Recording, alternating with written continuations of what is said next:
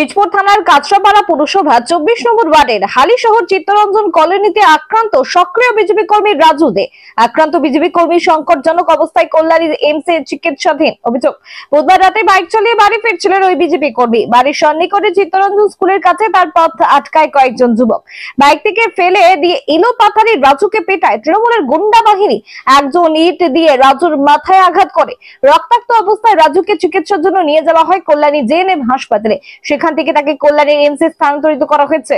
আক্রান্ত রাজুর অভিযোগ, বাপ্পা সহ 5-7 জন তার পথ আটকায়। বাপ্পার হাতে পিস্তল ছিল। কেন কার্তিক মহারাজকে বাড়িতে এনেছিলাম এবং রামনবমীর শোভাযাত্রার উদ্যোগ নিয়েছিলাম, সেই ক্ষোভে তৃণমূলের ঠাঙ্গারে বাহিনী তার উপর হামলা চালিয়েছে, এমনটাই দাবি বিজেপি কর্মী রাজুদের। তবে সিসিটিভি ফুটেজে ধরা পড়েছে মারধরের সেই দৃশ্য। ব্যারাকপুরের হালিশহর থেকে বিশ্বজিৎ নাথের রিপোর্ট, বাংলা এমজি নিউজ। কি হয়েছিল?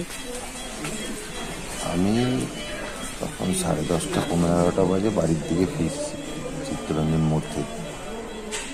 সেই চিত্তরঞ্জন স্কুলটা ছাড়িয়েছি, দেখি 5-7 জন মিলে আসছে। তার মধ্যে বাপ্পা ছিল, বাপ্পা হচ্ছে মেন ছিল, ওর কাছে একটা রিভলভার ছিল। আমাকে হঠাৎ করে আচমকা গাড়িতে দাঁড় করিয়ে গালাগালি দিয়ে বলছে যে বাড়িতে কার্তিক মহারাজকে আনা, রামনবমী র্যালি করা, পদযাত্রা করা, বলে কোনো কারণ নেই মারা শুরু করে। ছিল মারছিস কেন, তো মারছিস কেন মারা শুরু করে দিই। রিভলভারটা বার করেছে, আমি তখন ওকে ধরে নিয়ে জাপিয়ে পড়ে গেছি। আর ওই দিক থেকে ওই ছেলেটা এসে, আমার মনে হয় সম্ভবত ওর মধ্যে গদু বলে একটা ছেলেও ছিল। কজনকে চিনতে পেরেছি? আমি দুজনকে চিনতে পেরেছি, সিসিটিভি ফুটেজ তো আছেই। তাদের নাম কি? কার নাম? যে দুজনকে চিনতে পেরেছি, একজনের নাম বাপ্পা, আর একজন মনে হয় ওটা গদু, কিংবা ওটা মনে হয় ইয়ে হবে। এটা কারা? এরা সব তৃণমূলের গুন্ডা বাহিনী। আবার কারা?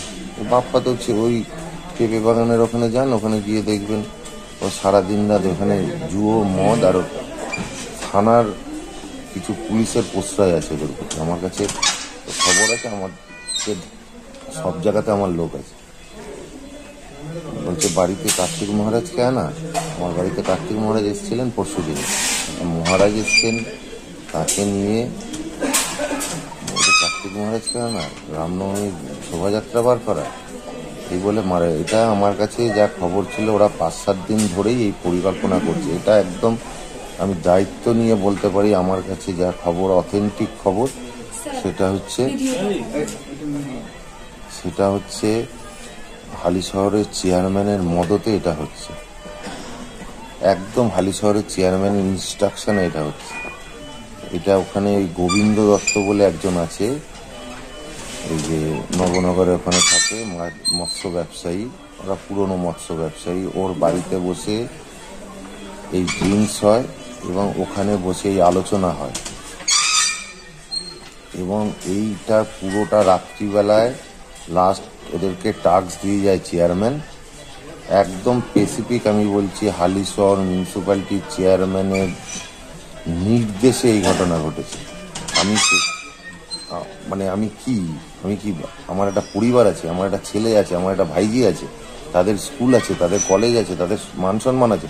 আমি কি চোর ডাকাত নাকি? আমাকে রাস্তায় ধরবে আর মারবে? কি আমাকে মুরগি পেয়েছে? আর পুলিশ বসে বসে তামসা দেখছে বছরের পর বছর, দিনের পর দিন।